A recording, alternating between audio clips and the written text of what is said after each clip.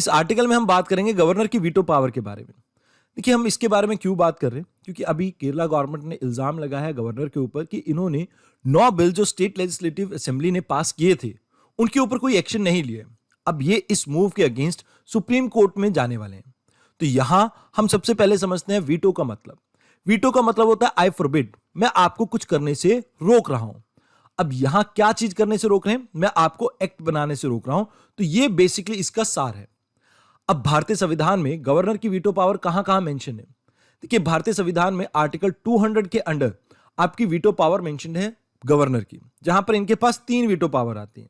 एक एक करके इनको समझते हैं, लेकिन यहां सबसे पहले समझते हैं कि एक बिल अगर आपके गवर्नर के पास आता है तो उस बिल के ऊपर क्या एक्शन ले सकते हैं आपके गवर्नर।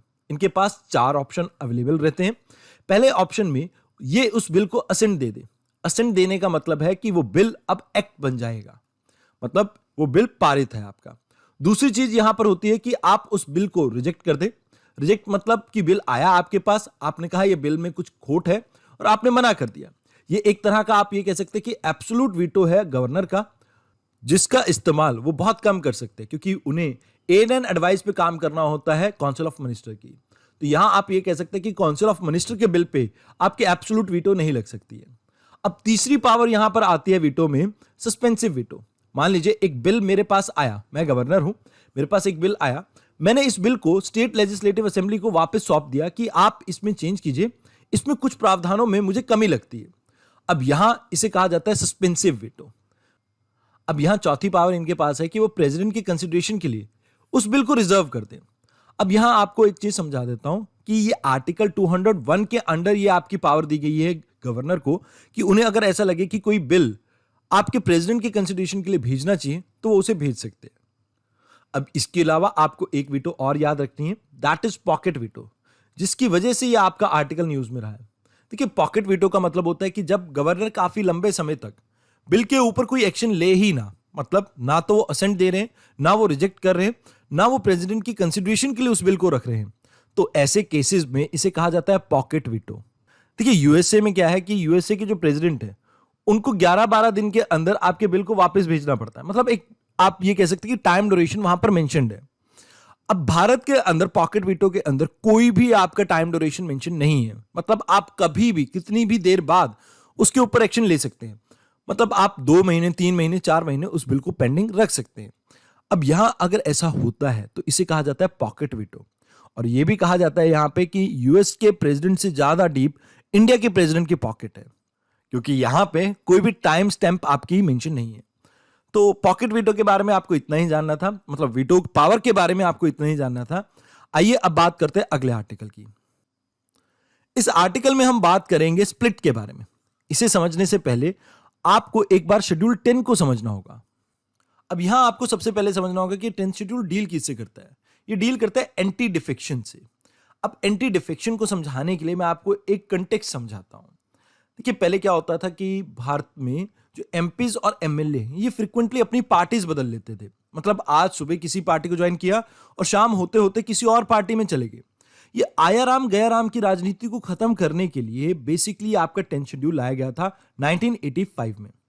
इसे इंट्रोड्यूस किया गया था 52nd कॉन्स्टिट्यूशनल अमेंडमेंट एक्ट के साथ, ताकि हम डिस्करेज कर सके लेजिस्लेटर को कि वो फ्रीक्वेंटली पार्टीज चेंज ना करें। अब यहां आपको पता होना चाहिए कि किन किन कारणों से किसी भी पर्सन को डिस्क्वालीफाई किया जा सकता है 10th शेड्यूल के अंडर।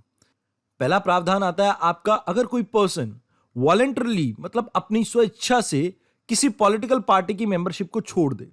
मतलब आप ये समझिए कि एक पर्सन है राजू, ये राजू क्या कर रहा है कि पहले ये कांग्रेस में था, अब इसने कांग्रेस की मेंबरशिप छोड़ दी, तो यहां पर राजू को एंटी डिफेक्शन लॉ के अंडर डिस्क्वालीफाई किया जा सकता है जब वो कोई इलेक्टेड मेंबर आपका वॉलंटरी मेंबरशिप छोड़ दे उस केस में। अब दूसरे केस में अगर आपकी पार्टी ने आपको कहा है कि आपको किसी पक्ष में या विपक्ष में वोट करना है और आप वोटिंग करने नहीं पहुंचे, आप उससे एब्सेंट कर जाएं, यानी कि जो आपकी पार्टी ने विप इशू की थी आपने उसको फॉलो नहीं किया, तो उस केस में भी आपके ऊपर एक्शन लिया जा सकता है और आपको डिस्क्वालीफाई किया जा सकता है। तीसरी कंडीशन यहां पे आती है कि मान लीजिए एक इंडिपेंडेंट पर्सन है, इंडिपेंडेंट कोई उम्मीदवार है निर्दलीय जो जीत के आया है। अब ये जीतने के बाद किसी पॉलिटिकल पार्टी को ज्वाइन कर ले, मान लीजिए कल को ये बीजेपी या कांग्रेस को ज्वाइन कर लेता है, तो इस केस में इस पर्सन को डिस्क्वालीफाई किया जा सकता है। नेक्स्ट जो है आपका चौथा प्रावधान, दैट इज अबाउट कि अगर कोई नॉमिनेटेड मेंबर, जैसे मान लीजिए आपको पता होगा राज्यसभा में हम 12 मेंबर्स को नॉमिनेट कर सकते हैं जो कि प्रेसिडेंट करते हैं। अभी नॉमिनेटेड मेंबर 6 महीने के अंदर किसी भी पॉलिटिकल पार्टी को ज्वाइन कर सकते हैं, बट अगर उसके बाद किसी पॉलिटिकल पार्टी को ज्वाइन करते हैं तो यहां पर इनको भी डिस्क्वालीफाई किया जा सकता है।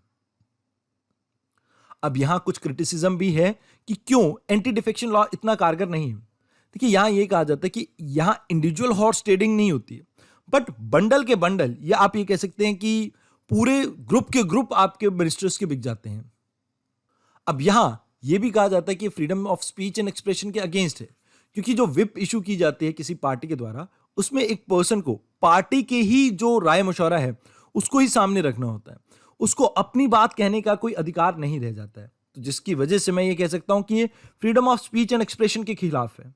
दूसरी चीज यहां पर ये डेमोक्रेटिक प्रिंसिपल्स के भी अगेंस्ट है, जहां पर एमपी और एमएलए आपके रिस्पॉन्सिबल होने चाहिए थे पब्लिक के लिए, मतलब उनके प्रति उनकी जवाबदेही होनी चाहिए थी। यहां पर यह इंश्योर किया जाता है कि वो एक पॉलिटिकल पार्टी के लिए जवाबदेही हो। तो इस वजह से यहां पर आपको याद रखना है कि इसको कई बार क्रिटिसाइज भी किया जाता है। अब यहां आपको दो ऐसे प्रावधान भी देखने को मिलते हैं जिस केस में एंटी डिफेक्शन लॉ आपका एप्लीकेबल नहीं होता है। मान लीजिए एक स्पीकर है, अगर स्पीकर ने अपनी पॉलिटिकल पार्टी छोड़ दी, क्योंकि देखिए ये जो स्पीकर है, जो इलेक्टेड मेंबर्स हैं उनके बीच में से ही चुना जाता है, तो वो किसी ना किसी पॉलिटिकल पार्टी को बिलोंग करते होंगे। अगर उन्होंने अपनी पॉलिटिकल पार्टी को छोड़ा है तो उस केस में इनके ऊपर डिफेक्शन लॉ एप्लीकेबल नहीं है। दूसरी चीज जो यहां पे आपको याद रखनी है कि जो डिफेक्शन लॉ है स्प्लिट के केस में भी आपका एप्लीकेबल नहीं होता है। अब यहां इस 10th शेड्यूल के अंडर किस पर्सन को डिस्क्वालीफाई किया जा सकता है और किसको नहीं, यह डिसाइड किया जाता है आपके स्पीकर के द्वारा। तो यहां आपको याद रखना है कि स्प्लिट जो यहां पर वर्ड मेंशन किया गया है, ये 10th शेड्यूल में मेंशन किया गया है आपके। आइए अब बात करते हैं अगले आर्टिकल की। इस आर्टिकल में हम बात करेंगे पार्टी और पार्टी सिंबल के बारे में। देखिए इलेक्शन कमीशन के पास ये पावर होती है कि वो किसी भी पार्टी को रिकॉग्नाइज करती है और उसे अलॉट करती है सिंबल। और ये पावर उसके पास कहां से आई है? ये पावर आई है election symbol reservation and allotment order 1968 के अंडर। अब यहां जब भी किसी दो पार्टीज के बीच में डिस्प्यूट अराइज होता है सिंबल को लेके, तो यहां दो चीजें ऑब्जर्व की जाती हैं इलेक्शन कमीशन के द्वारा। देखिए अगर वो पार्टी रजिस्टर्ड है और अनरिकॉग्नाइज है तो यहां पर उन्हें कहा जाता है कि भाई आप अपने डिफरेंसेस को इंटरनली सॉल्व कीजिए।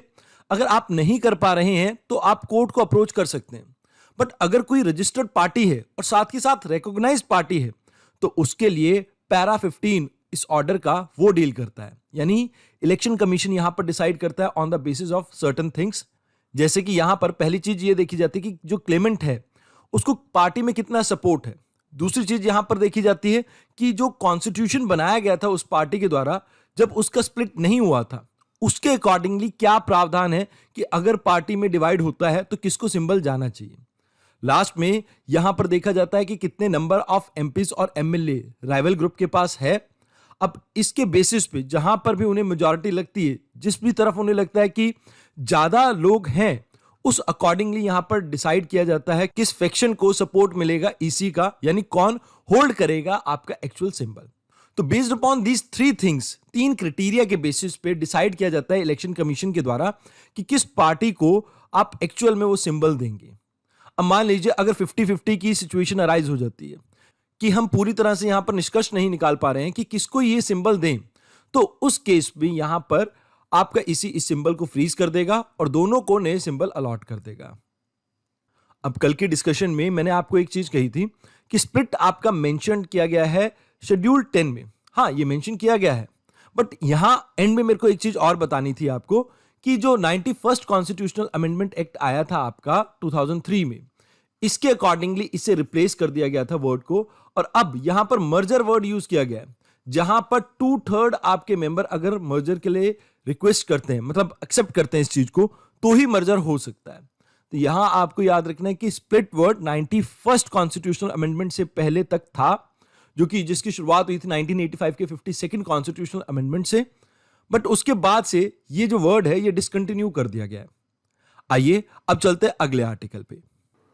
इस आर्टिकल में हम एक बार फिर से 10th शेड्यूल के बारे में बात करेंगे, क्योंकि अभी हाल फिलहाल में जो उद्धव ठाकरे जी का कैंप है, उन्होंने अक्यूज किया स्पीकर को कि भाई वो डिस्क्वालिफिकेशन के प्रोसेस को बहुत ज्यादा स्लो कर रहे हैं। तो ये डिस्क्वालिफिकेशन अगेन आपके 10th शेड्यूल से रिलेटेड है, तो आइए इसे एक बार जान लेते हैं। देखिए, एंटी डिफेक्शन लॉ या 10th शेड्यूल आपके 52nd कॉन्स्टिट्यूशनल अमेंडमेंट एक्ट 1985 के तहत ऐड किया गया था, जिसे एक बार अमेंड किया गया है 91st कॉन्स्टिट्यूशनल अमेंडमेंट एक्ट 2003 के तहत।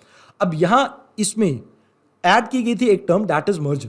पहले स्प्लिट वर्ड यूज किया जाता था, अब स्प्लिट की जगह मर्जर आपका वर्ड यूज किया जाता है। जब भी आपकी जो मेंबरशिप्स हैं उसमें से 2/3 लोग अलाउ करते हैं या आप कह सकते हैं फेवर करते हैं मर्जर के, तो उस समय किसी भी तरह की डिस्क्वालिफिकेशन नहीं हो सकती किसी पर्सन की। ऐसा ऐड किया गया था 91st कॉन्स्टिट्यूशनल अमेंडमेंट एक्ट के साथ। अब यहां इसके लिए डिसाइडिंग ऑफिसर कौन रहता है?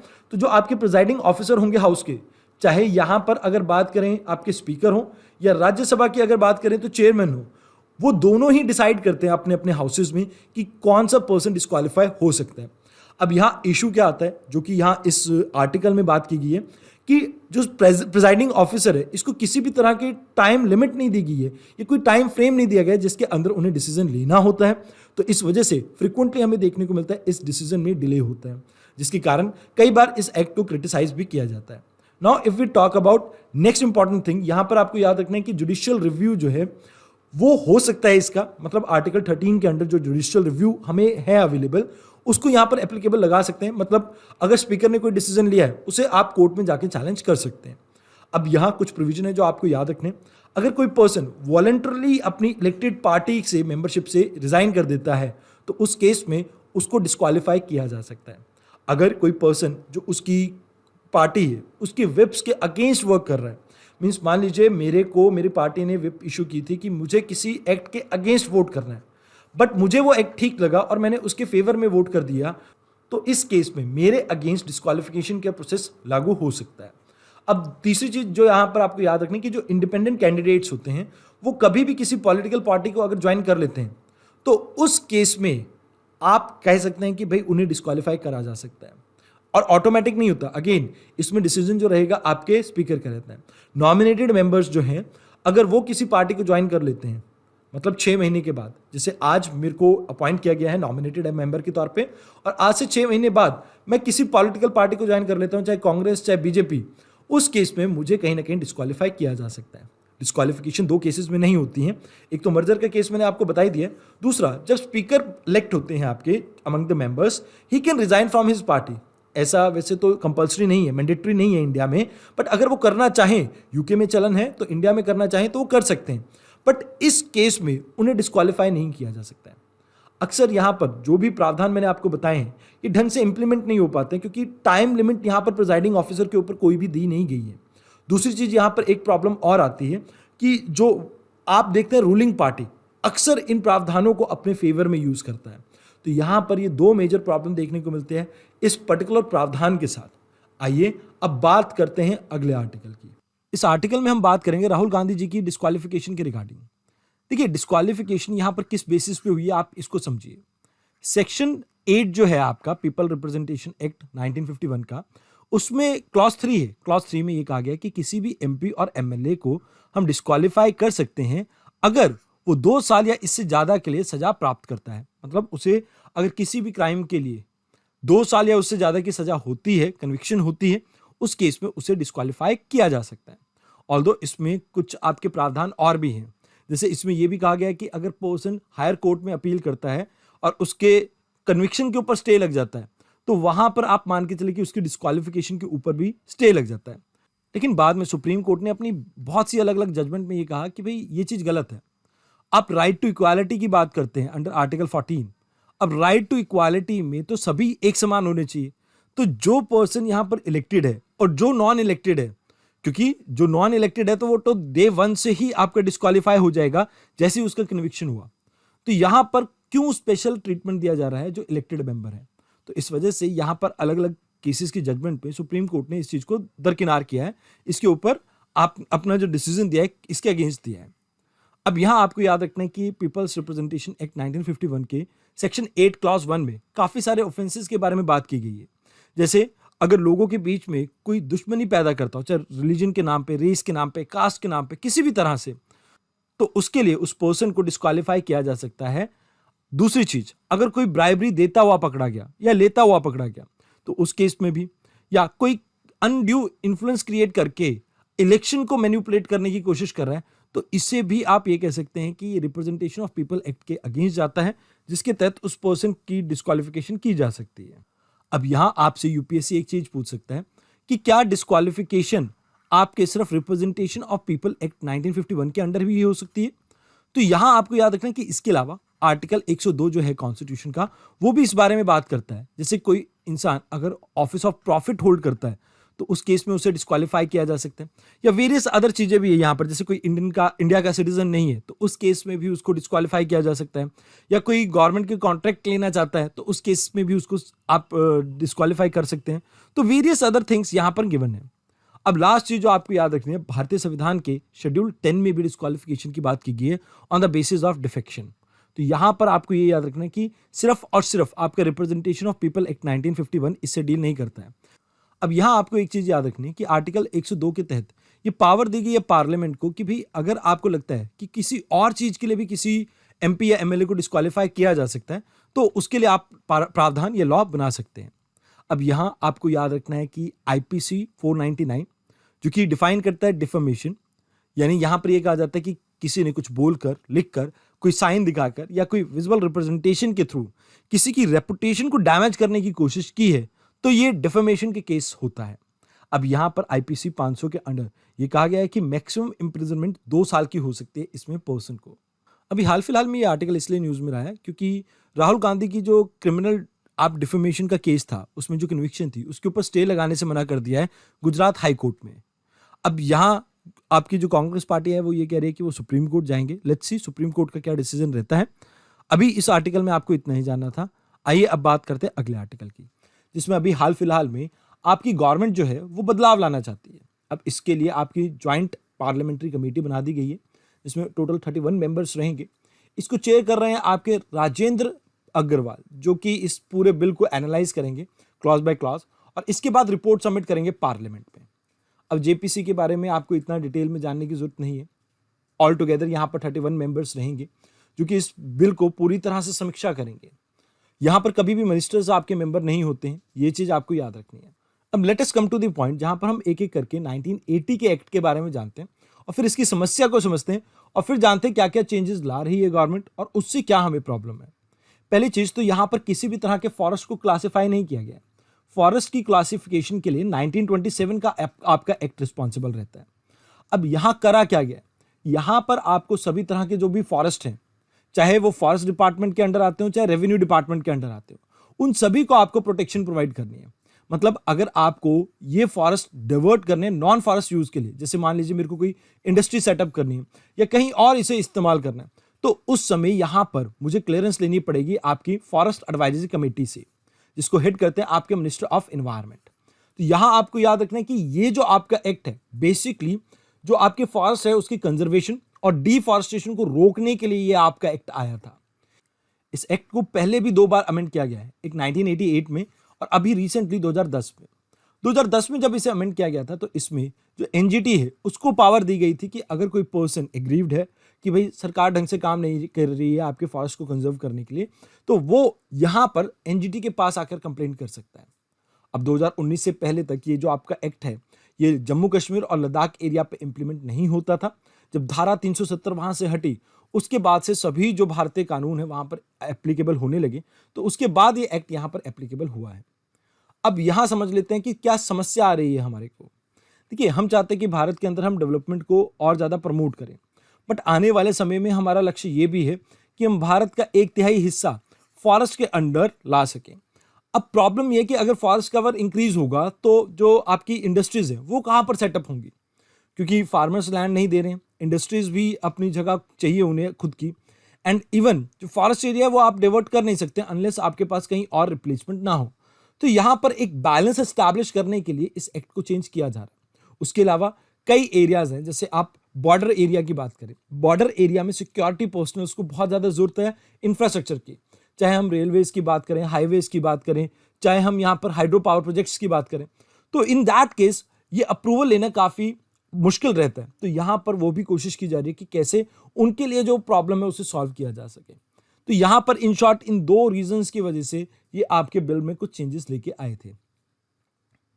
अब इशू यहां पर क्या है, देखिए यहाँ पर एक चीज कह दी गई कि जो भी आपके जोग्राफिकल सेंसिटिव एरियाज हैं जो कि 100 किलोमीटर के अंदर आते हैं आपके बॉर्डर एरिया के या एलओसी के, वहां पर किसी भी तरह की कंस्ट्रक्शन की जाएगी तो उसके लिए क्लियरेंस नहीं लेनी पड़ेगी। देखिए ये बहुत जेन्युइन सी टर्म है, या आप ये कह सकते हैं कि बहुत जनरलाइज टर्म है, जोग्राफिकली सेंसिटिव एरिया। अब इसकी कोई डेफिनेशन यहां पर नहीं दी गई है, तो ये एक समस्या है। और 100 किलोमीटर एरिया बहुत वास्ट होता है, तो यहां पर क्या हम इसे रिड्यूस कर सकते हैं, कुछ रीजनेबल अमाउंट ऑफ एरिया को इसमें कैप्चर कर सकते हैं, इसके ऊपर हमारा फोकस होना चाहिए। अब देखिए यहां पर किसी भी तरह का हाईवे प्रोजेक्ट हो, हाइड्रो पावर प्रोजेक्ट्स हो, उसके लिए अप्रूवल नहीं चाहिएगा। हाइड्रो पावर प्रोजेक्ट्स में अगर हम बात करें तो अभी रिसेंटली चमोली में भी हमने कुछ हादसे देखे हैं। आप चाहे चार धाम प्रोजेक्ट की बात करें, वहां पर भी हमने रिसेंटली प्राकृतिक आपदाओं को देखा है। तो हमें यहां पर डेवलपमेंट और आपके फॉरेस्ट कंजर्वेशन के अंदर एक कहीं ना कहीं बैलेंस क्रिएट करने की जरूरत है। तो यहां पर पहली प्रॉब्लम तो हमारी ये है।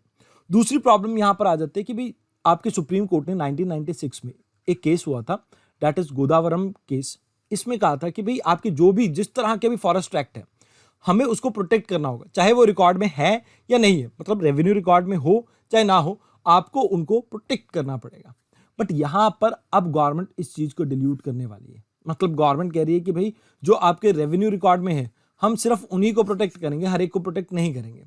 अब तीसरी प्रॉब्लम यहां पर यह आ रही है कि जो आपके डीम्ड फॉरेस्ट है, जो कि आपके रेवेन्यू रिकॉर्ड में कहीं मेंशन नहीं है, अब गवर्नमेंट वहां पर टूरिज्म वगैरह जैसी प्रैक्टिसेस के लिए प्रमोशन कर रही है।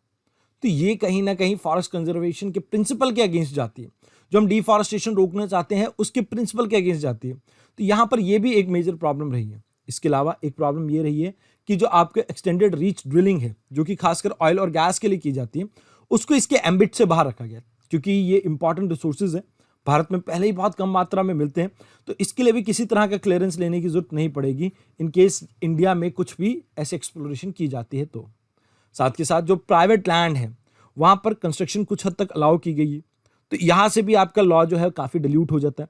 और रेलवेज को भी कुछ कंसेशन दी गए हैं। तो यहां ओवरऑल बात की जाए तो जो इन्वायरमेंटलिस्ट हैं वो इस चीज से परेशान है कि हम अब प्रॉपर कहां से कंजर्व कर पाएंगे इन फॉरेस्ट को। जब पहले लॉ हुआ करते थे तब भी हम इसे ठीक से इंप्लीमेंट नहीं कर पाते थे। अब जब ये लॉ डिल्यूट हो जाएंगे तो उसके बाद तो प्रॉब्लम और भी ज्यादा बढ़ जाएगी। आइए अब बात करते हैं अगले आर्टिकल की। इस आर्टिकल में हम बात करेंगे नमामि गंगे प्रोग्राम के बारे में, जो कि एक आपका फ्लैगशिप मिशन था, जहां पर हम इंटीग्रेट करना चाहते थे कंजर्वेशन ऑफ रिवर गंगा। ये स्टार्ट किया गया था 2014 में। इसमें हम दो ऑब्जेक्टिव लेके चले थे। पहला, हम गंगा के अंदर से पोल्यूशन को कम करना चाहते हैं, मतलब गंगा जितनी ज़्यादा पोल्यूटेड हो रखी थी हम उसे साफ करना चाहते थे, और साथ के साथ हम नेशनल रिवर जो हमारी गंगा है इसे रिजनरेट करना चाहते थे, इसे और ज़्यादा स्वच्छ बनाना चाहते थे। तो ये आपका स्कीम, ये आपकी जो प्रोग्राम है, इसे स्टार्ट किया गया 2014 में।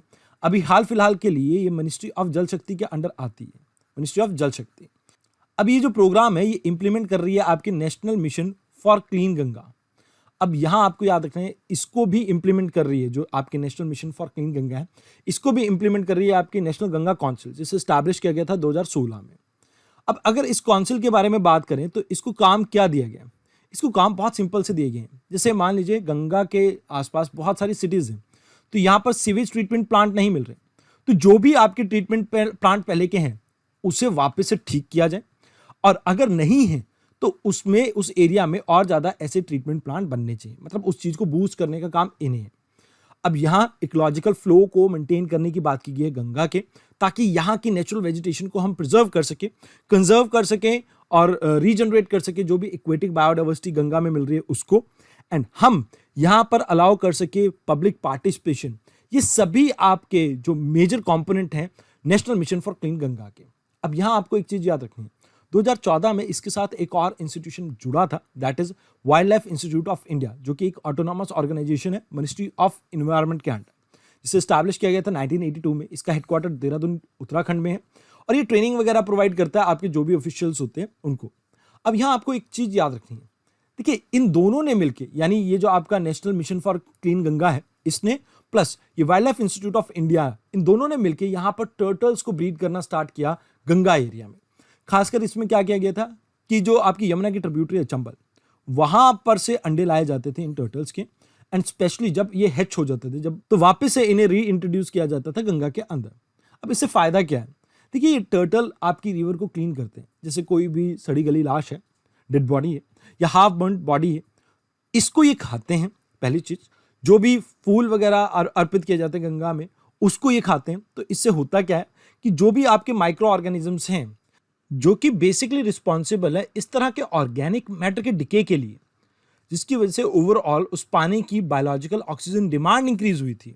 मतलब ऐसे आपके ऑर्गेनिजम्स, माइक्रो ऑर्गेनिजम्स जो ऑक्सीजन रिक्वायर करते हैं अपने खाने को डाइजेस्ट करने के लिए, उनकी जो नंबर्स है उसमें कमी आ जाएगी, क्योंकि उनके लिए फूड नहीं बचेगा। फूड नहीं बचेगा तो बट ऑब्वियस है वो वहां पर ज़्यादा नंबर में आपके ग्रो नहीं करेंगे।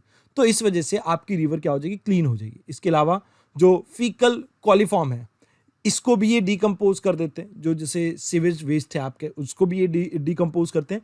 और साथ के साथ ऑक्सीजन जो आपकी डिजॉल्व है पानी के अंदर, इसको भी ये इंप्रूव करते हैं। तो दैट्स वाई ये टर्टल की जो प्रजातियां यहाँ पर इन टोटल 27 से ज़्यादा आपको प्रजातियां देखने को मिल जाती हैं, ये काफ़ी इंपॉर्टेंट हो जाती है फॉर रिवर कंजर्वेशन, स्पेशली जब हम बात करते हैं गंगा की। तो यहाँ पर आपको आज इतना ही जानना था। एक काम करते हैं, आप आज के लेक्चर में मुझे बताइए कि गंगा की लेफ्ट और राइट बैंक ट्रिब्यूटरीज कौन कौन सी हैं। कल हम एक बार मैप लेके गंगा रिवर को बहुत डिटेल में डिस्कस करेंगे।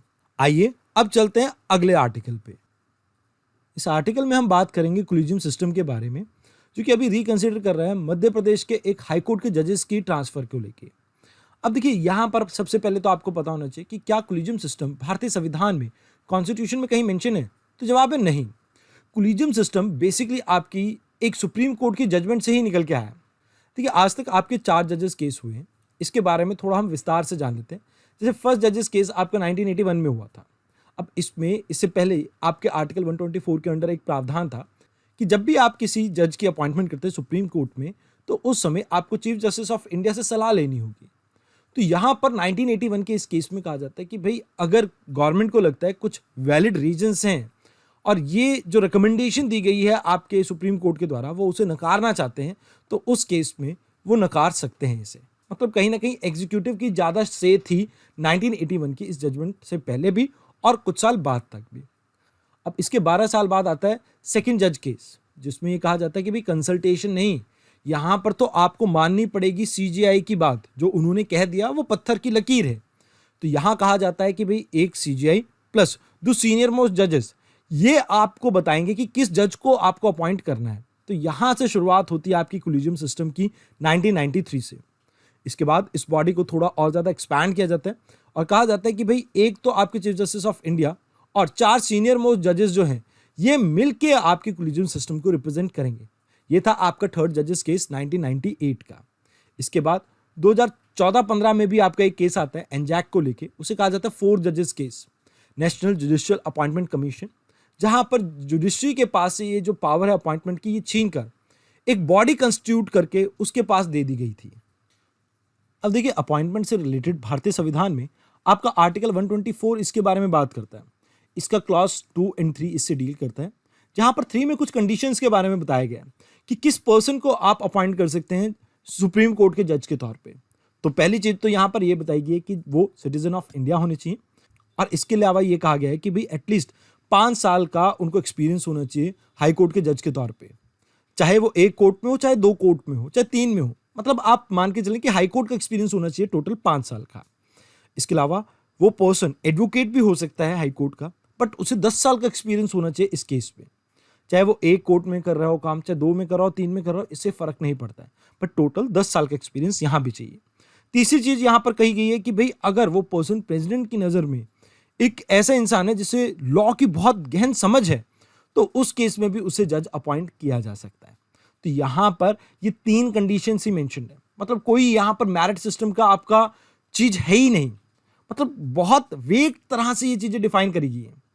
अब यहाँ इसी की वजह से कुछ प्रॉब्लम आती है, जैसे कुछ कंसर्न्स हैं हमारे कोलिजियम सिस्टम को लेके। पहला कंसर्न तो ये है कि भारतीय रूल ऑफ लॉ जो फॉलो करते हैं हम, यानी भारतीय संविधान, इसमें कहीं भी हम कॉन्स्टिट्यूशन के अंदर जिक्र नहीं देखते कोलिजियम सिस्टम का। तो कहीं ना कहीं ये जो कोलिजियम सिस्टम है रूल ऑफ लॉ के प्रिंसिपल के अगेंस्ट जाता है। दूसरी चीज, यहां पर आपने जजेस के केसेस को देखा। अब यहां पर सुप्रीम कोर्ट का ही केस है और सुप्रीम कोर्ट खुद इसकी सुनवाई करे, तो यहां पर यह प्रिंसिपल ऑफ नेचुरल जस्टिस के खिलाफ जाता है, जहां पर यह कहा जाता है कि भी कोई भी इंसान अपने खुद के केस का खुद जज नहीं हो सकता। तो ये दूसरी चीज देखने को मिलती है। अभी अगर आप हाल फिलहाल में देखेंगे, बॉलीवुड के बाद दूसरी जगह जहां पर आपको सबसे ज्यादा फेवरेटिज्म, नेपोटिज्म देखने को मिलती है, वो जुडिशियल सिस्टम ही है। आप बहुत बार ऐसा देखेंगे कि जजेस के बेटे, भतीजे, भांजे यही जज बनते हैं। अब चौथी चीज यहां पर यह आती है कि हम हर जगह मेरिट सिस्टम को इंप्लीमेंट करने की कोशिश करते हैं। जैसे आप आईएएस बनेंगे, आपको एग्जाम क्लियर करना पड़ेगा। अब यहां पर जजशिप के लिए कोई आपका एग्जाम नहीं है, कोई मेरिट सिस्टम नहीं है। किस बेसिस पे किस पर्सन को यहां पर अपॉइंट किया जाता है एज अ जज, इसके बारे में कोई ट्रांसपेरेंसी नहीं मिलती है, क्योंकि कोलिजियम सिस्टम की जो भी आपकी मीटिंग की डिटेल्स होती हैं उन्हें कभी भी नोट डाउन नहीं किया जाता है। तो यहां से अगला पॉइंट आपका जन्म लेता है, that is lack of transparency. जहां पर हम बात करते हैं कि सुप्रीम कोर्ट कहते हैं कि हर सिस्टम में ट्रांसपेरेंसी होनी चाहिए, तो वहां पर सुप्रीम कोर्ट के खुद अपॉइंटमेंट के सिस्टम में, जो कि एक बहुत बड़ा इंस्टीट्यूशन है, वहां पर यह प्रॉब्लम क्यों देखने को मिल रही है। लास्ट में यहां पर आपको याद रखना है कि चेक एंड बैलेंसेस का जो हमारा प्रिंसिपल है, जहां पर यह कहा जाता है कि भाई आपके 3 पॉलिटिकल विंग्स होते हैं, that is legislative, executive and judiciary. ये तीनों एक दूसरे के ऊपर एक तरह का चेक एंड बैलेंस मेंटेन करके रखते हैं। तो यहां पर जुडिशरी के ऊपर किसी भी तरह का चेक एंड बैलेंसेस क्यों नहीं है। अब टेन्योर की बात की जाए तो आपको याद रखना है कि जो सुप्रीम कोर्ट के जज हैं उनका टेन्योर रहता है 65 ईयर ऑफ एज, और यहां पर अगर उन्हें रिजाइन करना हो तो रिजाइन करते हुए वो प्रेसिडेंट को अपना रेजिग्नेशन सौंप सकते हैं। उनकी जो सैलरी है वो डिसाइड की जाती है पार्लियामेंट के द्वारा और चार्ज की जाती है वो कंसोलिडेटेड फंड ऑफ इंडिया के ऊपर, जिसका मतलब ये है कि इसके ऊपर किसी भी तरह के डिस्कशन नहीं हो सकती हाउस के अंदर। अब अगर रिमूवल की बात की जाए तो इसके लिए स्पेशल मेजॉरिटी चाहिए, यानी 2/3 मेंबर्स जो आपके प्रेसिडेंट वोटिंग है, अगर वो यहां पर वोट करते हैं इस डिसीजन को कि भी हमें रिमूव करना है किसी जज को, तभी उस जज को यहां से रिमूव किया जा सकता है। और इसके लिए 2 ग्राउंड बताए गए हैं, that is misbehaviour and proved incapacity. मतलब अगर ये दोनों चीजें प्रूव होती हैं तो ही इस बेसिस पे उन्हें रिमूव किया जा सकता है। तो यहां पर आपको इतना ही याद रखना था। आइए अब चलते हैं अगले आर्टिकल पे। अगले आर्टिकल में हम बात करेंगे सेक्शन 144 के बारे में। देखिए पहले कंटेक्स्ट को समझ लेते हैं। अभी हाल फिलहाल में दिल्ली के कुछ इलाकों में पानी भर गया है, जिसकी वजह से लोगों की जान माल को नुकसान ना हो, यहां पर सेक्शन 144 को इंपोज किया गया है दिल्ली गवर्नमेंट के द्वारा। अब सीआरपीसी के ये सेक्शन 144 के बारे में थोड़ा बहुत हम जान लेते हैं। देखिए मान लीजिए किसी भी एरिया में इमरजेंसी लाइक सिचुएशन हो, जैसे मान लीजिए कोई बहुत बड़ी प्राकृतिक आपदा आ गई हो, जैसे आपने कोविड-19 के बारे में सुना होगा। कोविड-19 के समय भी आपका कर्फ्यू लगा था, जहां पर लोगों के आवाजावी पे पूरी तरह से बैन लगा दिया गया था। यहां पर लोगों को कहा गया था कि आप घरों में ही रहें और पब्लिक प्लेसेस को बंद कर दिया गया था। तो ऐसी जब सिचुएशन आती है जहां पर आप ये कह सकते हैं कि कोई इमरजेंसी आ गई है, तो उस सिचुएशन में कर्फ्यू लगाया जाता है, जिसे अक्सर सेक्शन 144 के नाम से भी जाना जाता है। अब यहां ये इशू किया जाता है डीएम के द्वारा, यानी डिस्ट्रिक्ट मजिस्ट्रेट के द्वारा, ताकि वो किसी भी तरह के अर्जेंट केसेस या अर्जेंट प्रॉब्लम से निपट सकें। अब ये ऑर्डर रिटन फॉर्मेट में आते हैं, जिसमें किसी इंडिविजुअल के ऊपर भी फोकस हो सकता है या पब्लिक इन टोटल के ऊपर भी फोकस हो सकता है। अब जैसे ही ये नोटिस दिया जाता है, इसके बाद होता क्या है, देखिए लोगों की आवाजावी पे रोक लग जाती है। 4 या 4 से ज़्यादा लोग एक जगह इकट्ठा होते हैं तो उस केस में इसे माना जाता है कि यह सेक्शन 144 का उल्लंघन है। इन केसेस में लोगों को 3 साल तक की सजा हो सकती है। मैक्सिमम जो इन्फोर्स किया जा सकता है इसको वो 6 महीने के लिए किया जा सकता है, लेकिन ये तभी किया जा सकता है अगर स्टेट गवर्नमेंट इसके लिए अप्रूवल दे तो। अदरवाइज ये 2 महीने के लिए ही एप्लीकेबल हो सकता है आपका सेक्शन 144। यहां पर लोगों को कहा जाता है कि आप किसी भी तरह के हथियार कैरी नहीं कर सकते हैं। तो ये चीजें आपको याद रखनी है सेक्शन 144 के बारे में। एक चीज आप सभी को मैं कहना चाहूंगा, आजकल बहुत ज्यादा बारिशें हो रही हैं पहाड़ों में, तो कोशिश कीजिए किसी भी नदी और झरने के आसपास आप ना जाएं, इससे आपकी जान को खतरा हो सकता है। तो यहां पर ऐसी ही कुछ हिदायत दिल्ली के सीएम अरविंद केजरीवाल जी ने भी दी है। आइए अब बात करते हैं अगले आर्टिकल। इस आर्टिकल में हम बात करेंगे G20 की एक मीटिंग के बारे में। देखिए अभी रिसेंटली यूनियन होम मिनिस्टर ने इस मीटिंग को, इस कॉन्फ्रेंस को अटेंड किया था, जहां पर हमारा विजन क्या है फ्यूचर इंटरनेट के लिए, इसके बारे में बात हुई। अब यहां पर इन्होंने कहा कि भाई हम ना तो ज़्यादा रिस्ट्रिक्शन लगाना चाहते हैं फ्रीडम ऑफ स्पीच के ऊपर, मतलब यहां पर एक्सेसिव फ्रीडम भी कहीं ना कहीं खतरे में डाल सकते हैं नेशन को, इसके ऊपर भी ध्यान रखना चाहिए हमें, और ना ज़्यादा रिस्ट्रिक्शन लगानी चाहिए। तो यहाँ पर दोनों के बीच में एक बैलेंस एस्टैब्लिश करने की ज़रूरत है। यहाँ पर जो भारतीय होम मिनिस्टर है, इन्होंने कहा कि हमें अभी एक यूनिफॉर्म लॉ को लाने की जरूरत है ताकि हम through out the world easily handle कर सके जो इंटरनेट के थ्रू हमारे को थ्रेट आ रहे हैं। अब इसके लिए ज़रूरत यह है कि हम रियल टाइम बेसिस पे कैसे साइबर रिलेटेड इंटेलिजेंस को एक साथ शेयर कर सकें ताकि हर देश के क्रिटिकल इंफ्रास्ट्रक्चर को हम प्रोटेक्ट कर सकें। अभी के लिए हमारा मेजर कंसर्न ये है कि जो टेररिस्ट हैं ये यूज़ कर रहे हैं डार्क नेट को। डार्क नेट क्या होता है? ये एक इस तरह का इंटरनेट है जो आपको अनोनिमस रखता है, जहां आप अपने नाम की पहचान को छुपा के रख सकते हैं और इसके थ्रू टेररिस्ट रेडिकल मटेरियल को स्प्रेड कर रहे हैं, बढ़ा रहे हैं। तो ये एक खतरे की घंटी है पूरे विश्व के लिए। अभी यहाँ पर लॉन्च किया गया साइबर वॉलंटरी स्क्वाड्स को। ये इनका काम क्या है? देखिए, ये गवर्नमेंट को बताएंगे अनलॉफुल कंटेंट के बारे में, यानी गवर्नमेंट जो मिनिस्ट्री है आपकी उसको फ्लैग ऑफ करेंगे कि भाई ये आपका कंटेंट अभी देश के लिए खतरनाक हो सकता है।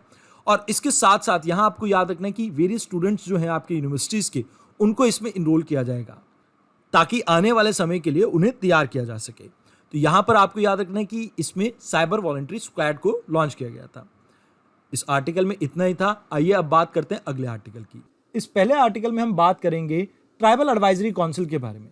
देखिए, सबसे पहले आपको ये समझना होगा कि ट्राइबल एडवाइजरी काउंसिल क्या एक स्टैट्यूटरी बॉडी है या कॉन्स्टिट्यूशनल बॉडी है। तो यहाँ याद रखना कि एक कॉन्स्टिट्यूशनल बॉडी है जो कि आपके 5th शेड्यूल में मेंशन की गई है कॉन्स्टिट्यूशन के। अब यहाँ आप समझिए कि ये किन एरियाज में बनती है। देखिए, जिन भी एरिया को आप शेड्यूल एरिया कहते हैं उन सभी एरिया में ट्राइबल एडवाइजरी काउंसिल बनाना ज़रूरी है। अब ये जो शेड्यूल एरिया है ये डिक्लेयर कौन करते हैं? ये डिक्लेयर करते हैं आपके प्रेसिडेंट। लेकिन यहाँ पर एक शर्त होती है। शर्त यह है कि वहाँ पर ट्राइबल पॉपुलेशन मोर देन 50% होनी चाहिए, तभी उस एरिया को शेड्यूल एरिया की कैटेगरी में काउंट किया जाएगा। जब ये काउंसिल बनती है तो इसमें टोटल 24 मेंबर रहते हैं, मतलब मैक्सिमम यहाँ पे 24 मेंबर रह सकते हैं, जिसमें से 3/4 यानी 75% आपके वो MLAs रहते हैं जो रिजर्व सीट से जीत के आए हों, मतलब ट्राइबल कम्युनिटी से ही बिलोंग करते हों। अब इस काउंसिल का एम क्या है? ये प्रमोट करती है एजुकेशन और इकोनॉमिक इंटरेस्ट ट्राइबल कम्युनिटी का। साथ ही साथ ये वर्क करती है कि कैसे सोशल जस्टिस को प्रमोट कर सके इन ट्राइबल्स के लिए। अब यहाँ इन एरिया के प्रति जो गवर्नर है इनको कुछ स्पेशल पावर दी गई है। जैसे मान लीजिए कोई स्टेट का लॉ है या कोई सेंटर का लॉ है, तो ये लॉ किस तरह से एप्लीकेबल होंगे एक ट्राइबल एरिया पे या शेड्यूल एरिया पे, इसके बारे में जो डिसीजन है वो आपके गवर्नर ही लेते हैं। इसके अलावा यहाँ पर पीस एंड प्रोस्पैरिटी को मेंटेन करने के लिए और गुड गवर्नेंस को इस्टेब्लिश करने के लिए अगर लॉ बनाने की ज़रूरत पड़ती है तो गवर्नर के पास वो भी पावर यहाँ पे रहती है। मनी लेंडिंग इस एरिया में किस तरह से की जा सकती है या की भी जा सकती है या नहीं, इस चीज़ को रेगुलेट करने के भी प्रावधान यहाँ पर गवर्नर के पास ही हैं। अब ये आर्टिकल न्यूज़ में क्यों था? तो इसके लिए मैं आपको बताना चाहूँगा कि झारखंड में अभी तक क्या होता था कि जो चीफ मिनिस्टर हैं वो एक्स ऑफिशियो हेड करते थे इस ट्राइबल एडवाइजरी काउंसिल को। अभी हाल फिलहाल में जो गवर्नर है उन्होंने कहा है कि मेरे को स्पेशल रिस्पॉन्सिबिलिटी दी गई है ट्राइबल एरियाज को लेके या शेड्यूल एरिया को लेके, तो यहाँ पर इस काउंसिल को हेड मुझे करना चाहिए। तो यहाँ पर टेक ओवर करना चाहते हैं वो इस काउंसिल को। इस वजह से कुछ स्टेट और गवर्नर के बीच में यहाँ पर आपको टसल देखने को मिल रही है। अब जो ट्राइबल एरिया है इससे रिलेटेड एक और आपको शेड्यूल याद रखना है, दैट इज शेड्यूल 6। अब शेड्यूल 6 में कुछ चीज़ें हैं जो आपको याद रखनी है। देखिए, ये बात करता है ATM विदाउट मनी के बारे में। अब what do you mean by ATM without money? यानी असम, त्रिपुरा, मिजोरम एंड मेघालय, ये 4 स्टेट्स ऐसी हैं जहां पर ऑटोनॉमस काउंसिल्स बनती हैं। अब ये जो ऑटोनॉमस काउंसिल्स हैं इनके पास लेजिस्लेटिव, एग्जीक्यूटिव और जुडिशियल ये सभी पावर रहती हैं, प्लस इनके पास कुछ टैक्स लगाने की भी पावर यहाँ पे रहती है। तो यहाँ आपको याद रखना है कि जो शेड्यूल एरिया है वो मेंशन किए गए हैं शेड्यूल 5 में, वेयर एज ऑटोनॉमस काउंसिल के बारे में जिक्र किया गया है शेड्यूल 6 के अंदर। आइए अब बात करते हैं अगले आर्टिकल की। इस आर्टिकल में हम बात करेंगे डिस्क्वालिफिकेशन के रिगार्डिंग। देखिए, अभी हाल फिलहाल में सुप्रीम कोर्ट ने नोटिस इशू किया है महाराष्ट्र के स्पीकर को। अब यहाँ पर जो आपके 10th शेड्यूल है इसके अंडर जो डिस्क्वालिफिकेशन की जाती है उसका जिम्मा दिया गया है स्पीकर को। अब ये जो महाराष्ट्र के स्पीकर हैं इन्होंने काफ़ी टाइम से इस केस को पेंडिंग रखा हुआ है, तो जिसकी वजह से सुप्रीम कोर्ट ने नोटिस इशू किया है कि आप इसके ऊपर जल्दी से जल्दी प्रोसीडिंग कीजिए। अब यहाँ थोड़ा बहुत 10th शेड्यूल के बारे में जान लेते हैं जो कि 52nd कॉन्स्टिट्यूशनल अमेंडमेंट एक्ट 1985 के तहत भारतीय संविधान में जोड़ा गया था। इस शेड्यूल को ऐड करने के पीछे कारण ये था कि हम लेजिस्लेटर्स को डिस्करेज कर सके कि वो फ्रिक्वेंटली पार्टीज चेंज ना करें। अब यहाँ 4 सिनेरियो बताए जाते हैं जिसके तहत अगर कोई भी पर्सन डिफेक्शन करता है तो उसको डिस्क्वालीफाई किया जा सकता है स्पीकर के द्वारा। अब देखिए, सबसे पहला तो ये रहता है कि कोई वॉलंटरीली अपनी पार्टी की मेंबरशिप को दे दे। उस समय उसे डिस्क्वालीफाई किया जा सकता है एमएलए की सीट से या एमपी की सीट से, मतलब मेंबर ऑफ पार्लियामेंट और लेजिस्लेटिव असेंबली से।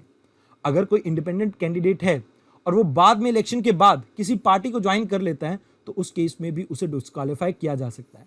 साथ के साथ कोई नॉमिनेटेड मेंबर है और 6 महीने के बाद वो किसी भी पॉलिटिकल पार्टी को ज्वाइन करता है तो उस केस में भी डिस्क्वालिफिकेशन हो सकती है। अगर मान लीजिए कोई पार्टी का मेंबर है और उसकी पार्टी ने कोई विप इशू की है, जैसे मान लीजिए किसी बिल को लेके पक्ष या विपक्ष में आपको वोट करना है, बट यहां पर आप अपनी पार्टी की विप्स को इशू किए हुए को मानते नहीं है, तो उस केस में भी पर्सन को डिस्क्वालीफाई किया जा सकता है। अब यहां आपको याद रखना है कुछ एक्सेप्शंस भी हैं, जैसे स्पीकर के केस में। अब जो स्पीकर इलेक्ट होते हैं, अगर वो अपनी पार्टी से रिजाइन करना चाहते हैं तो उस केस में उनके ऊपर डिस्क्वालिफिकेशन नहीं चलेगी।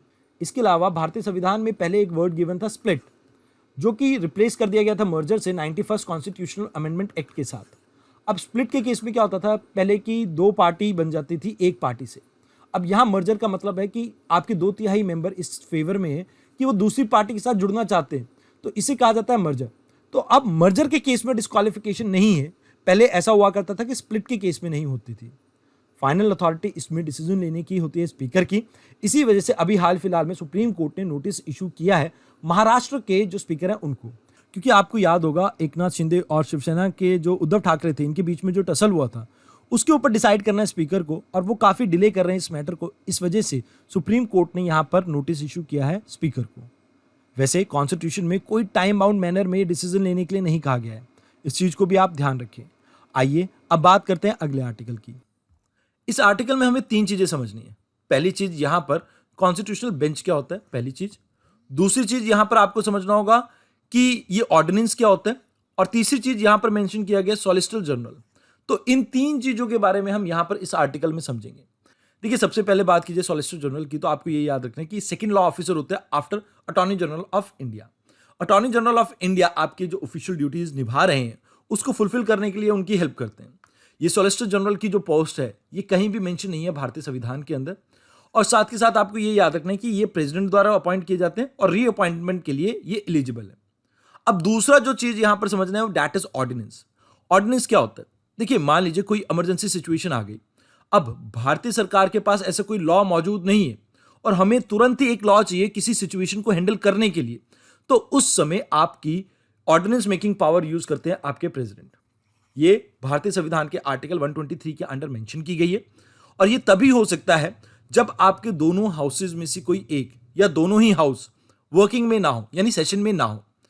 जब भी आपके हाउस खुलेंगे उसके 6 वीक के अंदर अंदर यहां पर इसे रेटिफाई करना पड़ता है पार्लियामेंट के द्वारा। अगर नहीं किया जाता तो आपका ऑर्डिनेंस लैप्स कर जाता है।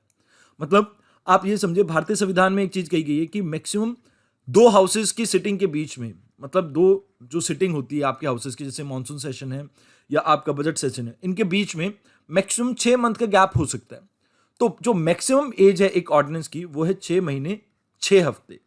मतलब 6 महीने के बाद ये मैक्सिमम 6 हफ्ते तक ही रहेगा, उसके बाद ये लैप्स कर जाएगा। तो ये इसकी मैक्सिमम टेन्योर रहता है। अब बात की जाए कॉन्स्टिट्यूशनल बेंच की, तो ये आर्टिकल 145 क्लॉज 3 में मेंशन है आपका, और उसके साथ साथ आर्टिकल 143 में भी मेंशन है आपका। इन दोनों ही आर्टिकल में ये कहा गया है कि भाई सुप्रीम कोर्ट आपका कॉन्स्टिट्यूशनल बेंच जब बनाता है तो उसमें मिनिमम 5 जजेस होने चाहिए, यानी 5 या उससे ज्यादा हो सकते हैं। अब जो रूटीन केसेस हैं उसके अंदर आप देखेंगे मैक्सिमम 1, 2 या 3 आपके जजेस हो सकते हैं, बट कॉन्स्टिट्यूशनल जजेस में हमेशा नंबर ऑड में रहेगा, जैसे 5 होगा, 7 होगा, 9 होगा, 11 होगा, कुछ इस तरह का रहेगा। सबसे बड़ा जो बेंच रहा है वो केशवानंद भारती केस में रहा है। आज के कमेंट बॉक्स में आपको मुझे ये बताना है कि केशवानंद भारती में कितने जजेस थे आपके। अब यहां आर्टिकल 145 के बारे में भी बात कर लेते हैं। यहां यह कहा गया है द मिनिमम नंबर ऑफ जजेस जो कि आपके किसी भी कॉन्स्टिट्यूशनल बेंच के लिए बैठ सकते हैं, मतलब जहां पर आपका कॉन्स्टिट्यूशन को डिफाइन करने की जरूरत है या कॉन्स्टिट्यूशन को इंटरप्रेट करने की जरूरत है, ऐसे केसेस की रेफरेंस दी जाती है आपके कॉन्स्टिट्यूशनल बेंच को। और इस आर्टिकल में कहा गया कि इसमें जजेस का नंबर रहता है 5। आर्टिकल 143 में कहा गया कि भाई प्रेसिडेंट को अगर कोई सलाह चाहिए सुप्रीम कोर्ट से तो उस केस में भी इस चीज को एड्रेस करेंगे आपके कॉन्स्टिट्यूशनल बेंच। तो यहां पर यही चीजें आपको याद रखनी थी इस आर्टिकल में। अभी देखते हैं सुप्रीम कोर्ट इसमें क्या करता है क्या नहीं, कॉन्स्टिट्यूशनल बेंच बनता है या नहीं, क्योंकि यहां सुप्रीम कोर्ट ये कह रहा है कि भाई जो बार बार ये कॉन्स्टिट्यूशन के अंदर अमेंडमेंट की जा रही है ऑर्डिनेंस लाके, तो क्या ये ऑर्डिनेंस लाना ठीक है कि गलत, इसके बारे में आपको पता होना चाहिए। अब यहां इस आर्टिकल में आपको इतना ही जानना था। आइए अब बात करते हैं अगले आर्टिकल की। इस आर्टिकल में हम बात करेंगे कि हाईकोर्ट के जजेस कैसे अपॉइंट किए जाते हैं। देखिए, इसके लिए आपको याद रखना है आर्टिकल 217। यहां पर यह कहा जाता है कि जो प्रेसिडेंट है भारत के, वो कंसल्ट करते हैं चीफ जस्टिस ऑफ इंडिया के साथ, प्लस एक रिस्पेक्टिव स्टेट जिसमें भी अपॉइंटमेंट होनी है जज की, उसके गवर्नर के साथ किसी भी जज को अपॉइंट करने से पहले। अगर मान लीजिए उस हाई कोर्ट के चीफ जस्टिस को अपॉइंट नहीं करना है, तो उस केस में यहां पर हम chief justice of high court से भी कंसल्ट करते हैं। अब इस कोलिजियम में आते कौन कौन है? देखिए, सुप्रीम कोर्ट की कोलिजियम सिस्टम के बारे में आपको पता होगा कि सीजेआई प्लस 4 सीनियर मोस्ट जजेस आपके होते हैं यहाँ पे। लेकिन इस केस में यहाँ पर आपको 2 सीनियर मोस्ट जजेस से ही कंसल्ट करना है।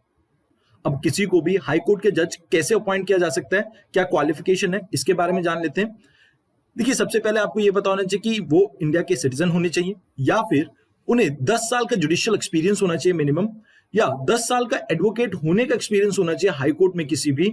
ये 3 कंडीशंस हैं। इन तीनों में से किसी को भी अगर वो फुलफिल करते हैं तो उन्हें अपॉइंट किया जा सकता है एज अ हाई कोर्ट जज। एक चीज याद रखना, डिस्टिंक्ट जूरिस्ट को यहां पर अपॉइंट नहीं किया जाता है, वो सिर्फ और सिर्फ सुप्रीम कोर्ट में किया जाता है। इनका टेन्योर 62 ईयर्स तक रहता है, जो कि आपके सुप्रीम कोर्ट से थोड़ा अलग है। सुप्रीम कोर्ट के केस में ये 65 ईयर्स तक रहता है। ये रिजाइन कर सकते हैं कभी भी प्रेसिडेंट को अपना रेजिग्नेशन देके, और इनके रिमूवल का प्रोसेस ऑलमोस्ट सेम है जो आपके सुप्रीम कोर्ट के जज का है। यहां पर प्रेसिडेंट को रिकमेंड किया जाता है पार्लियामेंट के द्वारा बाय 2/3 मेजोरिटी, यानी स्पेशल मेजोरिटी आपको यहाँ पे चाहिए होती है। तो इस आर्टिकल में आपको इतना ही जानना था। आइए अब बात करते हैं अगले आर्टिकल। इस आर्टिकल में हम बात करेंगे सुप्रीम कोर्ट के सुओ मोटो कॉग्निजेंस के बारे में। देखिए, अभी आपको पता होगा मणिपुर में एक डिस्टर्बिंग वीडियो सामने आया जहां पर 2 वुमेन्स को नेकेड परेड कराई गई है। अब यहां सुप्रीम कोर्ट ने सेंटर और स्टेट गवर्नमेंट को यह कहा है कि आप कुछ एक्शन लीजिए इन लोगों के खिलाफ, अदरवाइज हम जब एक्शन लें तो आप बीच में ना आए। अब सुओ मोटो कॉग्निजेंस क्या होता है? देखिए, ये पावर है आपके कोर्ट के पास जब वो अपने आप से किसी केस को लेता है। ये एक लैटिन वर्ड से आया जिसमें यह कहा जाता है कि गवर्नमेंट एजेंसी खुद से कोई एक्शन ले रही है। भारतीय संविधान के आर्टिकल 32 और 226 के अंडर ये पावर गिवन है आपके सुप्रीम कोर्ट को और हाई कोर्ट को। इस आर्टिकल में बात की गई अटॉर्नी जनरल के बारे में भी, तो आपको पता होना चाहिए हाईएस्ट लॉ ऑफिसर हैं भारत के, जो कि गवर्नमेंट ऑफ इंडिया को रिप्रेजेंट करते हैं सुप्रीम कोर्ट, हाई कोर्ट या किसी ऐसे केस में जहां पर आपके गवर्नमेंट ऑफ इंडिया कंसर्न्ड हो। आर्टिकल 76 बात करता है अटॉर्नी जनरल के ऑफिस के बारे में, जहां पर यह कहा जाता है कि इन्हें अपॉइंट किया जाता है प्रेसिडेंट के द्वारा on the advice of council of minister headed by the prime minister. यहां आपको यह याद रखना है कि इनका कोई फिक्स टेन्योर नहीं है। ये ऑफिस में तभी तक रहते हैं जब तक प्रेसिडेंट की सहमति हो। अगर प्रेसिडेंट चाहे तो इन्हें कभी भी रिमूव किया जा सकता है। क्वालिफिकेशन में ज़्यादा डिटेल तो नहीं दी गई है, बट ये कहा जाता है कि कोई भी पर्सन जो जज बन सकता है सुप्रीम कोर्ट का, वो अटॉर्नी जनरल भी बन सकता है। अब यहां आपको कमेंट सेक्शन में मुझे ये बताना है कि सुप्रीम कोर्ट के जज बनने के लिए क्या पर्याप्त क्वालिफिकेशन है। वैसे कुछ कन्वेंशंस के अकॉर्डिंगली ये कहा जाता है अटॉर्नी जनरल अपना ऑफिस तब खाली करते हैं जब सरकार आपकी गिर जाती है। मतलब या तो सरकार का टेन्योर पूरा हो जाए या सरकार के पास मेजॉरिटी ना हो लोअर हाउस में। तो यहां आपको इस आर्टिकल में इतना ही जानना था। आइए अब बात करते हैं अगले आर्टिकल की। अभी रिसेंटली आप सभी को पता होगा मणिपुर में एक शॉकिंग वीडियो सामने आया था। ऐसे 6 और इंसिडेंट्स हुए हैं, ऐसा रिपोर्ट किया गया है, जिसकी वजह से यहां इसका संज्ञान लेने के लिए कहा गया है नेशनल कमीशन फॉर वुमेन को। अब ये एक आपकी स्टैट्यूटरी बॉडी है जो 1992 में एस्टैब्लिश हुई थी। ऑल्दो इसे एस्टैब्लिश किया गया था national commission for women act 1990 के अंडर। इसके चेयरपर्सन और मेंबर्स को नॉमिनेट करती है आपकी सेंट्रल गवर्नमेंट। इसमें आपके एक चेयरपर्सन के अलावा एक सेक्रेटरी और 5 अदर मेंबर्स रहते हैं। अब 5 अदर मेंबर्स में आपके एक एससी कम्युनिटी के होने चाहिए और एक एसटी कम्युनिटी के रहने चाहिए। वेयर एज चेयरपर्सन की बात की जाए तो यहां पर हमेशा एक वुमेन ही इसको लीड करेंगी। अब इनका काम क्या है? देखिए, ये रिव्यू करते हैं कॉन्स्टिट्यूशनल और लीगल सेफगार्ड जो भी प्रोवाइड किए गए हैं वुमेन्स को हमारे संविधान में और स्टैट्यूटरी बुक्स में। इसके अलावा पॉलिसी मैटर में ये सेंट्रल गवर्नमेंट को एडवाइस करते हैं। अगर किसी भी महिला को किसी भी तरह का ग्रीवेंसेस है जहां पर उनकी सुनवाई नहीं हो पा रही है, तो उस मैटर में ये हेल्प करते हैं उस महिला की। तो यहां पर नेशनल कमीशन फॉर वुमेन के बारे में आपको इतना ही जानना था। आइए अब बात करते हैं अगले आर्टिकल की। इस आर्टिकल में हम बात करेंगे ऑफिशियल लैंग्वेज के बारे में। देखिए, सुप्रीम कोर्ट के पास अभी हाल फिलहाल में एक केस आया था जहां पर यह कहा जा रहा था कि राजस्थानी को आप ऑफिशियल लैंग्वेज का दर्जा दीजिए। सुप्रीम कोर्ट ने यहां पर इस बात से इनकार करते हुए कहा कि कन्हैया लाल सेठिया 1997 का जो केस था उसमें पहले ही एक बार आपको बताया गया है कि ये जो ऑफिशियल लैंग्वेज को ऐड करना है ये एक पॉलिसी मैटर है और इसमें सुप्रीम कोर्ट सेंटर को डायरेक्ट नहीं कर सकती है। अब बात की जाए ऑफिशियल लैंग्वेज की तो ये मेंशन की गई है आपके पार्ट 17 आर्टिकल 343 से लेके 351 तक। अब यहां भारत के अंदर 14 ओरिजिनल लैंग्वेजेस थी आपकी ऑफिशियल, जो बाद में बढ़कर 22 हो गई। अब इन 22 लैंग्वेजेस में आती हैं आपकी असमी, बंगाली, गुजराती, हिंदी, कन्नड़, कश्मीरी, कोंकणी, मलयालम, मणिपुरी, मराठी, नेपाली, उड़िया, पंजाबी, बोडो, संथाली, संस्कृत, सिंधी, तमिल, तेलुगु, उर्दू, मैथिली एंड डोगरी। अब यहां एक चीज आपको याद रखनी है, आर्टिकल 343 की बात की जाए या 351 की, ये दोनों ही कोशिश करते हैं कि कैसे हम हिंदी को प्रमोट कर सके एज ए ऑफिशियल लैंग्वेज। मतलब सभी स्टेट्स के अंदर कैसे हम हिंदी के लिए एक रजामंदी को डेवलप कर सकें। इसके अलावा इस आर्टिकल में आपको कुछ और याद रखने की जरूरत नहीं है। आपसे एक मेरा क्वेश्चन है, आपको मुझे बताना है कि भारत में कितनी क्लासिकल लैंग्वेजेस हैं और उनके नाम क्या हैं। आज के कमेंट बॉक्स में मैं इस आंसर का वेट करूंगा। आइए अब बात करते हैं अगले आर्टिकल की। इस आर्टिकल में हम बात करेंगे एडजॉर्नमेंट मोशन के बारे में, क्योंकि रूल 267 के बारे में हम ऑलरेडी अपनी प्रीवियस वीडियो में पढ़ चुके हैं। अब एडजॉर्नमेंट मोशन होता क्या है? देखिए, जब आप जो बिजनेस है आपके लोकसभा या राज्यसभा को, उसको स्थगित करके कोई अर्जेंट पब्लिक इंटरेस्ट के मैटर को डिस्कस करते हैं, इस मोशन को कहा जाता है एडजॉर्नमेंट मोशन। ये कोई भी एमपी रन कर सकता है। मान लीजिए जैसे अभी मणिपुर का इशू बहुत हॉट है, तो यहां पर आप चाहते हैं कि गवर्नमेंट इसके बारे में डिस्कशन करे, तो यहां आप लोकसभा और राज्यसभा की नॉर्मल वर्किंग को रोक के आप डिस्कशन कर सकते हैं उस पर्टिकुलर पब्लिक इंपॉर्टेंट मैटर के ऊपर। अब ये आया कहां से है? यूके से। वहां हाउस ऑफ कॉमन में ये देखने को मिलता था। भारत में इसे इंट्रोड्यूस किया गया था गवर्नमेंट ऑफ इंडिया एक्ट 1919 के अंडर। अब ये एक तरह से सेंसर करता है गवर्नमेंट की वर्किंग के ऊपर, क्योंकि जो डे टू डे बिजनेस है आपकी राज्यसभा का, लोकसभा का, वो रुक जाता है इस वजह से। अब यहां स्पीकर के पास स्पेशल पावर आते हैं कि भाई वो अलाउ करेंगे तभी एडजॉर्नमेंट मोशन मूव हो सकता है, अदरवाइज नहीं। तो इस आर्टिकल में आपको इतना ही जानना था। इस आर्टिकल में हम बात करेंगे दो कम्युनिटी के बारे में, एक माहर, एक मेहर। ये एच है, वाई नहीं है, मेहर। ये दोनों कम्युनिटी को अभी एससी लिस्ट में डालने की बात कर रही है आपकी छत्तीसगढ़ गवर्नमेंट। अब यहाँ इनका जो प्रपोजल है ये एक्सेप्ट कर लिया गया है रजिस्ट्रार जनरल ऑफ इंडिया के द्वारा और national commission for scheduled cast के द्वारा।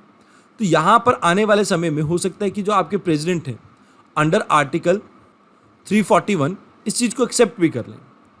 अब यहाँ आपको national commission for scheduled cast के बारे में भी पता होना चाहिए, जो कि एक कॉन्स्टिट्यूशनल बॉडी है, एस्टैब्लिश की गई थी अंडर आर्टिकल 338 के अंडर। अब ये आपको याद रखना है कि ये सेफगार्ड करते हैं इंटरेस्ट को आपके शेड्यूल्ड कास्ट कम्युनिटी के, यानी दलित वर्ग के जो भी राइट्स हैं, जो कॉन्स्टिट्यूशनल हो या लीगल राइट्स हो, उनको प्रोटेक्ट करने का काम इन्हीं का है। वैसे ओरिजिनली जब कॉन्स्टिट्यूशन बना था उस समय आर्टिकल 338 के अंडर सिर्फ एक स्पेशल ऑफिसर हुआ करते थे। बाद में 65वें कॉन्स्टिट्यूशनल अमेंडमेंट एक्ट के साथ, जो कि 1990 में आया, हमने इसे एक सिंगल मेंबर बॉडी बना दी, जो कि national commission for scheduled caste and scheduled tribe, इन दोनों के रिलेटेड कामों को हैंडल करते थे। बाद में 2003 में 89th कॉन्स्टिट्यूशनल अमेंडमेंट एक्ट के साथ इसे 5 मेंबर की एक बॉडी बना दी गई, जहाँ पर एक चेयरपर्सन रहते हैं, एक वाइस चेयरपर्सन और 3 अन्य आपके मेंबर्स रहते हैं। इनका काम क्या है? ये एडवाइस करते हैं सेंटर और स्टेट गवर्नमेंट को कि कैसे वो एससी कम्युनिटी के उत्थान के लिए काम कर सकते हैं। अब मान लीजिए किसी दलित को कोई ग्रीवेंसेज है, मान लीजिए उनकी कोई कंप्लेंट सुन नहीं रहा है, तो उस समय ये national commission for scheduled cast के पास जाकर अपनी कंप्लेंट को रजिस्टर करवा सकते हैं। ये मॉनिटर करते हैं, इन्वेस्टिगेट करते हैं सभी इश्यूज दलित समाज के, और साथ के साथ रिपोर्ट करते हैं ये प्रेसिडेंट को। तो यहाँ पर इस आर्टिकल में आपको इतना ही जानना था। आइए अब बात करते हैं अगले आर्टिकल की। इस आर्टिकल में हम बात करेंगे नेशनल कमीशन फॉर सफाई कर्मचारी के बारे में। देखिए, अभी हाल फिलहाल में नोएडा में कुछ सफाई कर्मचारियों ने हड़ताल स्टार्ट कर दी है। इनकी मांग ये है कि इन्हें पे राइज चाहिए, लेकिन जो अभी गवर्नमेंट देने को तैयार नहीं है। अगर बात की जाए नेशनल कमीशन फॉर सफाई कर्मचारी की, ये एक नॉन स्टैट्यूटरी बॉडी है। ऐसा नहीं कि हमेशा से ये नॉन स्टैट्यूटरी ही रही थी। मतलब नॉन स्टैट्यूटरी का मतलब होता है कि इसके पीछे कोई लीगल बैकिंग नहीं है। ओरिजिनली जब इसे इस्टेब्लिश किया गया था उस समय 1993 में आपका नेशनल कमीशन फॉर सफाई कर्मचारी एक्ट, इसके अंडर इसे स्टैट्यूटरी बॉडी के तौर पे इस्टेब्लिश किया गया था। 2004 में ऑल्दो ये आपका एक्ट लैप्स करता है, जिसके बाद से ये एक नॉन कॉन्स्टिट्यूशनल बॉडी और नॉन स्टैट्यूटरी बॉडी बन जाती है। अब यहाँ आपको याद रखना है कि कोई भी सफाई कर्मचारी से रिलेटेड काम है, मतलब उनकी कंडीशंस कैसी चल रही हैं, उनके रिहैबिलिटेशन वर्क कैसे चल रहा है, एम्प्लॉयमेंट कैसे चल रही है, इससे रिलेटेड सभी मैटर्स को ये इन्वेस्टिगेट करते हैं। ऑल्दो सैनिटेशन आपका स्टेट सब्जेक्ट है, बट स्टिल यहाँ पर ये एक्ट आपके सेंट्रल गवर्नमेंट के द्वारा बनाया गया था। ये एक आपकी 7 मेंबर बॉडी है जिसमें एक चेयरपर्सन, एक वाइस चेयरपर्सन और 5 अन्य मेंबर होते हैं। और साथ के साथ यहाँ इन्हें जिम्मेवारी ये भी दी गई है कि prohibition of employment as manual scavenger and their rehabilitation, इस एक्ट को मॉनिटर ये करते हैं। आपको यहाँ इतना ही याद रखना है कि ये जो आपका कमीशन है इसका रोल क्या है और कितने मेंबर्स होते हैं। आइए अब बात करते हैं अगले आर्टिकल की। इस आर्टिकल में हम बात करेंगे नो कॉन्फिडेंस मोशन या नो ट्रस्ट मोशन के बारे में। देखिए, ये मोशन आपके कहीं भी कॉन्स्टिट्यूशन में मेंशन नहीं है। इसका जिक्र किया गया है आपके लोकसभा के रूल बुक के अंदर, रूल 198 के अंदर। मतलब आपको ये याद रखना है कि ये कॉन्स्टिट्यूशन में मेंशन नहीं है। कई बार आपको यूपीएससी में स्टेटमेंट ऐसी आ जाती है। दूसरी चीज, अगर इसको इंट्रोड्यूस करना हो तो आपको क्या करना होगा? देखिए, इसे इंट्रोड्यूस किया जा सकता है सिर्फ लोकसभा में ही, और इसमें भी आपको सपोर्ट चाहिएगा 50 मेंबर्स का, 50 एमपीज का। अदरवाइज आप इसे इंट्रोड्यूस नहीं कर पाएंगे। अगर मान लीजिए ये पास हो जाता है आपके लोकसभा में, तो उस समय पूरी की पूरी गवर्नमेंट को रिजाइन करना पड़ेगा। इसे पास कराने के लिए कोई स्पेशल मेजॉरिटी नहीं चाहिए होती। यहां पर प्रेजेंट एंड वोटिंग की सिंपल मेजॉरिटी से भी काम चल सकता है। एक चीज यहां आपको जो याद रखनी है वो ये है कि जो आर्टिकल 75 में कलेक्टिव रिस्पॉन्सिबिलिटी के बारे में कहा जाता है, उसको इंश्योर करता है आपका नो कॉन्फिडेंस मोशन।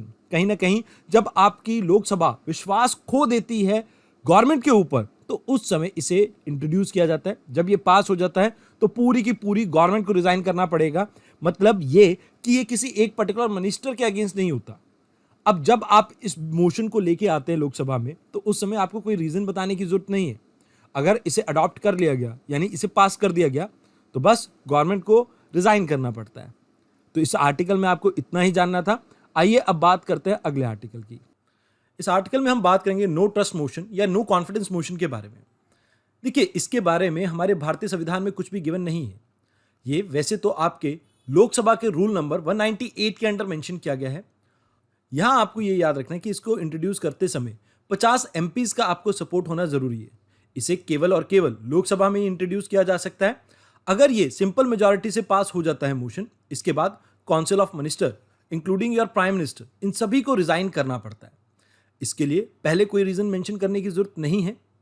और ये कहीं ना कहीं आर्टिकल 73 क्लॉज 3 के अंडर जो काउंसिल ऑफ मिनिस्टर की कलेक्टिव रिस्पॉन्सिबिलिटी के बारे में जिक्र किया गया है, उसको इन्फोर्स करने के लिए ये कारगर साबित होता है। तो यहां पर आपको याद रखना है नो कॉन्फिडेंस मोशन आपका संविधान में मेंशन नहीं है। इसे इंट्रोड्यूस किया जा सकता है सिर्फ लोकसभा में, और ये सिंपल मेजॉरिटी से पास होता है, जिसके बाद गवर्नमेंट को रिजाइन करना पड़ता है अगर ये मोशन पास हो जाए तो। इस आर्टिकल में इतना ही था। आइए अब बात करते हैं अगले आर्टिकल की। इस आर्टिकल में हम बात करेंगे डिजिटलाइजेशन ऑफ बर्थ रिकॉर्ड के बारे में। देखिए, आप सभी को पता है बर्थ रिकॉर्ड आपको किस लिए चाहिए होता है? एजुकेशनल इंस्टीट्यूशन में एडमिशन लेने के लिए, जॉब्स के लिए, पासपोर्ट के लिए, आधार कार्ड के लिए, वोटर कार्ड के लिए, मैरिज रजिस्ट्रेशन के लिए, इन सभी के लिए बर्थ सर्टिफिकेट का होना जरूरी है। अब इसके लिए जिम्मेवारी दी गई थी आपकी स्टेट गवर्नमेंट को। अब यहां सेंटर ये कहता है कि भाई स्टेट गवर्नमेंट की जिम्मेवारी है कि ऑटोमेटिकली ये जो आपका रजिस्ट्रार जनरल ऑफ इंडिया है, जो सेंसस कंडक्ट करवाते हैं, इनके पास डिजिटल फॉर्म में इन रिकॉर्ड्स को सबमिट करेंगे। इससे डेट और प्लेस ऑफ बर्थ का जो प्रूफ है वो मिलने में आसानी रहेगी। साथ के साथ गवर्नमेंट को सर्विस डिलीवरी और सोशल बेनिफिट देने में काफ़ी ईजी रहेगा। इसमें एफिशिएंसी इंप्रूव होगी गवर्नमेंट की, और साथ के साथ ट्रांसपेरेंसी भी। यहां पर इसीलिए इस एक्ट को अमेंड करने की बात की जा रही है, ताकि हम रजिस्ट्रेशन डिजिटलाइज कर सकें और इलेक्ट्रॉनिकली डिलीवर कर सकें बर्थ और डेथ सर्टिफिकेट को। एक बात यहां आपको याद रखनी है, ये सिर्फ उन्हीं लोगों के लिए एप्लीकेबल होगा जो बिल आने के बाद आपके पैदा हुए हैं। इसके अलावा सिंगल मदर्स की भी परेशानियों को दूर करने के लिए यहाँ पर सोचा गया है, जैसे अडॉप्शन, ऑर्फन या सेरोगेट मदर के लिए यहाँ पर प्रोविजंस रहेंगे, ताकि बर्थ सर्टिफिकेट के लिए उन्हें कोई परेशानी का सामना ना करना पड़े। तो इस आर्टिकल में आपको इतना ही जानना था। आइए अब बात करते हैं अगले आर्टिकल की। इस आर्टिकल में हम बात करेंगे international institute of population science के बारे में, जो कि एक रीजनल सेंटर है, और ये आता है आपका ministry of health and family welfare के अंडर, जिसका हेडक्वार्टर मुंबई में है। देखिए, इसे एस्टैब्लिश किया गया था 1956 में एज अ जॉइंट वेंचर। इसमें sir Dorabji Tata trust, government of India और यूएन आपस में पार्टनर हैं। इनिशियली जब इसे एस्टैब्लिश किया गया था तो इसे demographic training and research centre के तौर पे एस्टैब्लिश किया गया था। 1985 में इसे डीम टू बी यूनिवर्सिटी का टैग दिया गया था। मतलब यहाँ पर जो स्टूडेंट्स पढ़ने आते हैं, जो इस बारे में रिसर्च कंडक्ट करने आते हैं, उनके लिए ये अपने आप से करिकुलम डिजाइन कर सकते हैं। ऐसी इसे पावर दी गई थी सेक्शन 3 ऑफ यूजीसी एक्ट 1956 के अंडर। अब यहां आपको एक चीज याद रखनी है, जो भारत के अंदर नेशनल फैमिली हेल्थ सर्वेज होते हैं, इनको कंडक्ट करने के अंदर इस ऑर्गेनाइजेशन का बहुत इंपॉर्टेंट रोल रहता है। तो अभी हमारे लिए यहां पर इस आर्टिकल में इतना ही जानना जरूरी था। आज की इस वीडियो में इतना ही था। धन्यवाद।